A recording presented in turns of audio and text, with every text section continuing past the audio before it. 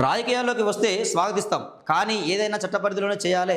మాజీ మావోయిస్టు నేతలకు సీఎం రేవంత్ సూచన. సెక్రటేరియట్లో సీఎం రేవంత్ రెడ్డిని కలిసిన మాజీ మావోయిస్టు నేతలు, పక్కన డీజీపీ శివధర్ రెడ్డి తదితరులు అంటూ మనం చూస్తూ ఉన్నామండి. ఇక్కడ విషయం ఏంటంటే మాజీ మావోయిస్టు సరెండర్ అయ్యిండు దేవ్జీ. ఆయన స్పష్టంగా చెప్పిండు, మావోయిజానికి అంతం లేదు, మేము రాజకీయాలకు వస్తాం, రాజకీయబద్ధంగా రాజ్యాంగబద్ధంగా మేము ప్రజల కోసం కొట్లాడతాం, ప్రజల పక్షాన మా గొంతు వినిపిస్తామని ఆయన స్పష్టంగా చెప్పడం జరిగింది.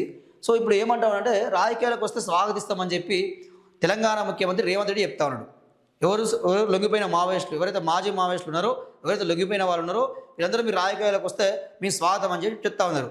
సో ఒక విధంగా జర్నలిస్ట్ రామన్నగా నా సూచన మావోయిస్టులకు ఏంటంటే, మీరు వాస్తవంగా మీరు మీ విధానాలు, మీరు మీ పోటాలు మీరు చేయాలంటే మీరు సిపిఐ పార్టీని, సిపిఐ ఎం పార్టీని, సిపిఐ ఎంఎల్ పార్టీని, ఈ మూడు పార్టీలను ఒకే గొడుగు కిందకి తీసుకురాలి.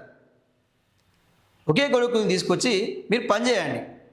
ఆ విధంగా అయితే మీరు ముందుకెళ్తారు. ఎందుకంటే మీరు ఇప్పుడు కాంగ్రెస్ జెండా మీరు మోయలేరు, బీజేపీ జెండా మీరు మోయలేరు, బీఆర్ఎస్ జెండా మీరు మోయలేరు.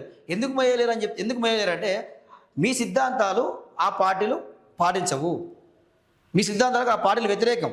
సో మీ సిద్ధాంతాలు ఉన్న ఏమైనా మీ ఎర్రజెండా పార్టీలే. సో ఈ ఎర్రజెండా పార్టీలు 3 ముక్కలుగా 16 ముక్కలుగా అయినాయి. సో ఆ ముక్కలన్నీ తీసుకొచ్చి ఏకం చేసి ఒకటే పార్టీగా మీరు స్థాపించండి.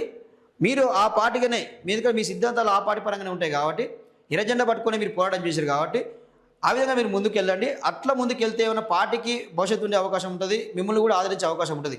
ఈరోజు ప్రజలలో వాస్తవానికి కూడా మీ మీద ఎలాంటి వ్యతిరేకత లేదు, మంచి సానుభూతి ఉంది.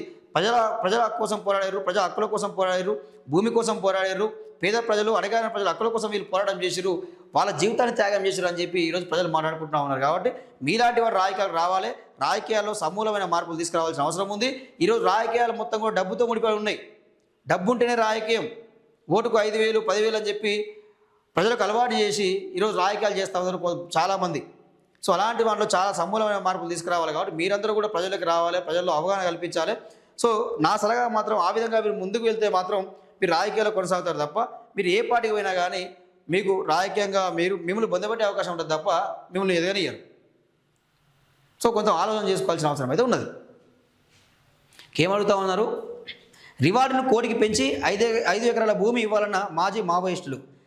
సహచరులతో చర్చించాకే భవిష్యత్ కార్యాచరణ ప్రకటిస్తామని వెల్లడి. తమపై కేసులను ఎత్తివేసేలా కేంద్రంతో మాట్లాడాలని సీఎంకు విజ్ఞప్తి.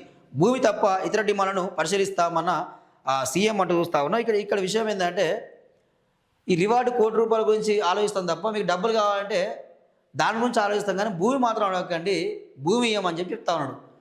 ఇక భూమి కోసం కొట్లాడి భూమి పంచిన మావోయిస్టులకి ఈరోజు మాకు ఇంత భూమి ఇరంటే భూమి ఇవ్వని పరిస్థితి.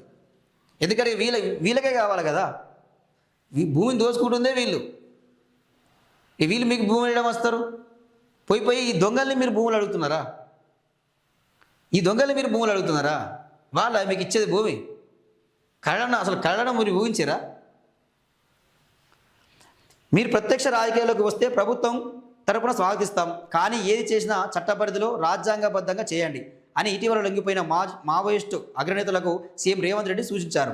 ఇతర రాజకీయ పార్టీల మాదిరిగా ప్రజా సమస్యలు ఏవైనా కూడా తన దృష్టికి తీసుకురావచ్చని వారికి చెప్పారు. సరెండర్ అయిన నక్సల్ సాధారణ జీవితం గడిపేందుకు ప్రభుత్వ పరంగా అన్ని విధాలా సహకరిస్తామని, మెరుగైన పునరావాస ప్యాకేజీ అందజేస్తామని హామీ ఇచ్చారు. ఇటీవల లొంగిపోయిన మావోయిస్టు అగ్రనేతల్లో సీఎం సెక్రటేరియట్లో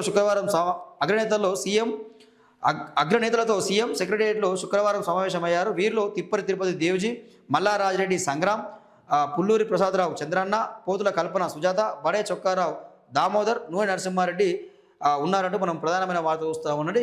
ఈ విషయం పక్కన పెడితే ఇంకొకటి, గణపతి వీళ్ళకు సరెండర్ అయ్యిండు, వీళ్ళు అరెస్ట్ చేసిరు అని చెప్పి కొంత అయితే ప్రచారం జరుగుతూ ఉంది. ఆయన కోర్టుకు హాజరుపరచాలి, అయితే ప్రెస్ మీట్ ముందు హాజరుపరచాలని చెప్పి కొన్ని ప్రజా సంఘాలు అయితే మాట్లాడడం మనం చూస్తూ ఉన్నాం. సో ఇది మావోయిస్టులకు సంబంధించిన వార్త. సో మంచి నిర్ణయమే, మరి రాజకీయాలు రావాలనుకోవడం అయితే మంచి నిర్ణయమే, అందరూ కూడా స్వాగతిస్తారు.